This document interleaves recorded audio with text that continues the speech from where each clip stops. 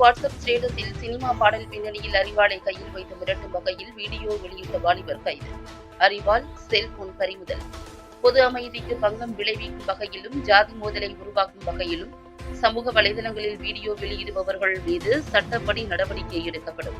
மாவட்ட காவல் கண்காணிப்பாளர் எச்சரிக்கை. தூத்துக்குடி ஆரோக்கியபுரம் அருகே உள்ள சுடலையாபுரம் பகுதியைச் சேர்ந்தவர் ஆதவன். இவர் கடந்த சில தினங்களுக்கு முன்பு தனது வாட்ஸ்அப் ஸ்டேட்டஸில் சினிமா பாடல் பின்னணியில் கையில் அரிவாளை வைத்து மிரட்டும் வகையில் வீடியோ வெளியிட்டுள்ளார். இந்த வாட்ஸ்அப் ஸ்டேட்டஸ் சமூக வலைதளங்களில் வைரலானது.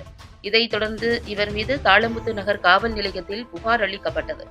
இதையடுத்து பொது அமைதிக்கு பங்கம் விளைவிக்கும் வகையில் வாட்ஸ்அப் ஸ்டேட்டஸில் அரிவாளை வைத்து மிரட்டும் வகையில் வீடியோ வெளியிட்டு ஆதவனை தாளமுத்து நகர் போலீசார் கைது செய்து அவரிடமிருந்து செல்போன் மற்றும் அரிவாளை பறிமுதல் செய்தனர்.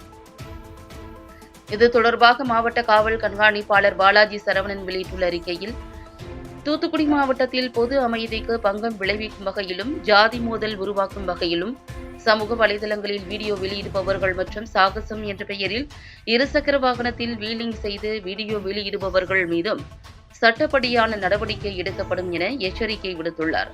மேலும் தூத்துக்குடி மாவட்டத்தில் இவ்வாறு சமூக வலைதளங்களில் பொதுமக்களுக்கு பங்கம் விளைவிக்கும் வகையில் வீடியோ வெளியிட்டது தொடர்பாக 17 வழக்குகள் பதிவு செய்யப்பட்டு 18 பேர் கைது செய்யப்பட்டுள்ளனர்.